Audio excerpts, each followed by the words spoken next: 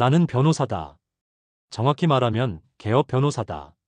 사람들이 생각하는 그 변호사 말이다. 정장을 입고 서류 가방을 들고 법원 복도를 바쁘게 오가는 드라마 속에서 늘 이기는 사람. 하지만 지금 이 이야기를 하는 나는 그 이미지와는 조금 다르다. 아니, 많이 다르다. 개업 첫날을 아직도 기억한다. 사무실 문에 붙인 작은 간판. 변호사 법률사무소. 그 간판을 붙이던 순간 나는 이미 성공한 줄 알았다. 로스쿨을 졸업했고 시험을 통과했고 마침내 내 이름으로 사무실을 열었다. 이제 나도 변호사야. 그 말이 왜 그렇게 벅찼는지 모른다. 부모님은 동네 사람들에게 말했다. 우리 아들이 변호사야. 우리 딸이 변호사야. 그 말 한마디가 그동안의 모든 고생을 보상해주는 것 같았다. 그때는 몰랐다. 그날이 가장 마음 편했던 날이었다는 걸. 개업 후 첫 일주일. 전화는 거의 울리지 않았다. 사무실에는 복사기 소리도 없고 상담 소리도 없고 사건 파일도 없었다. 있던 건 인터넷 포털 창과 플랫폼 가입 페이지 그리고 텅 빈 일정표뿐이었다. 다들 처음엔 그래. 선배 변호사들은 그렇게 말했다. 하지만 하루, 이틀, 일주일이 지나도 전화는 울리지 않았다. 나는 그때 처음으로 변호사가 넘쳐난다는 말의 의미를 몸으로 이해했다. 첫 상담이 들어왔을 때 나는 거의 감사 인사를 할 뻔했다. 하지만 상담이 끝나자 상대는 이렇게 말했다. 다른 데는 얼마라던데요? 조금만 깎아주면 안 될까요? 이 정도면 인터넷에선 더 싸게 하던데. 그날 나는 변호사가 아니라 가격 비교 대상이 되어 있었다. 법률 서비스는 이제 전문이 아니라 상품이 되어 있었다.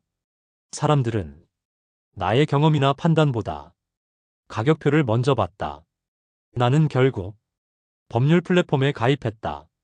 내 얼굴 사진을 올리고 경력을 정리하고 상담 가능 시간을 등록했다. 그리고 알게 되었다. 내 옆에는 나보다 훨씬 젊고 훨씬 싸고 훨씬 많은 리뷰를 가진 변호사들이 줄지어 있었다. 플랫폼은 말했다. 노출을 늘리려면 광고를 하세요. 상단 노출을 원하시면 추가 비용이 있습니다. 그때 깨달았다.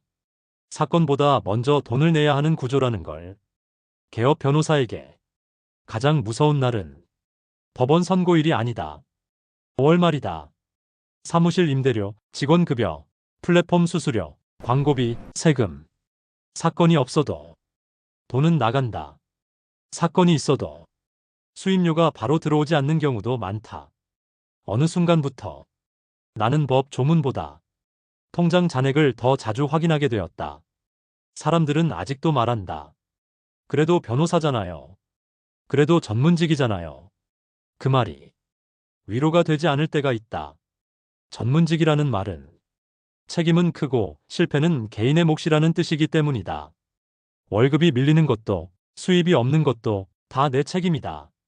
누가 보장해주지 않는다. 이 업계에는 두 종류의 변호사가 있다. 너무 잘 버는 사람과 거의 못 버는 사람. 그 중간은 점점 사라지고 있다. 대형 로펌의 파트너, 기업 자문 전문 변호사, 특정 분야의 스타 변호사. 그들은 여전히 잘 나간다. 하지만 동네에서 민사 형사를 맡는 대부분의 개업 변호사는 하루하루를 버틴다. 요즘은 서면 초안도, 판례 정리도, 계약서 검토도 AI가 도와준다. 편해졌다고 말해야 할까? 아니면 위협이라고 말해야 할까? 분명한 건 초보 변호사가 할 일이 줄어들고 있다는 것이다. 성장할 기회가 점점 사라지고 있다.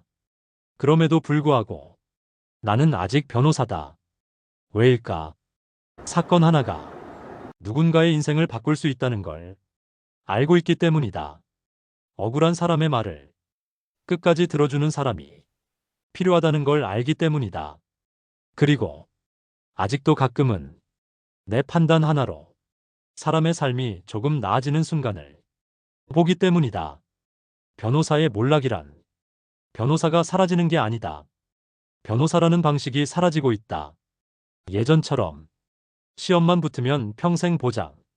그 시대는 끝났다.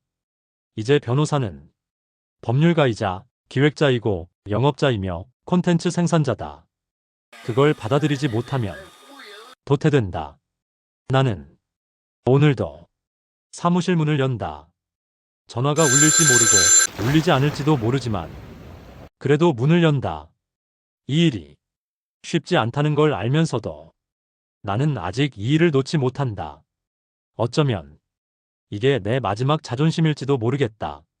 만약 이 영상을 보고 있는 누군가가 변호사를 꿈꾸고 있다면 나는 이렇게 말하고 싶다. 이 직업은 빛보다 그림자가 훨씬 크다. 하지만 그 그림자 속에서도 버틸 각오가 있다면 그때 선택해도 늦지 않다고. 나는 오늘도 그 선택의 결과로 이 자리에 서 있다. 그리고 아직은 조금은 후회보다 책임을 선택하고 있다. 변호사의 몰락은 한 직업의 실패가 아니라 한 시대의 종료다. 그리고 나는 그 끝자락에서 오늘도 조용히 사무실 문을 연다. 내용이 유익하셨다면 구독, 좋아요를 부탁드립니다. 감사합니다. 21세기 경제브리핑이었습니다.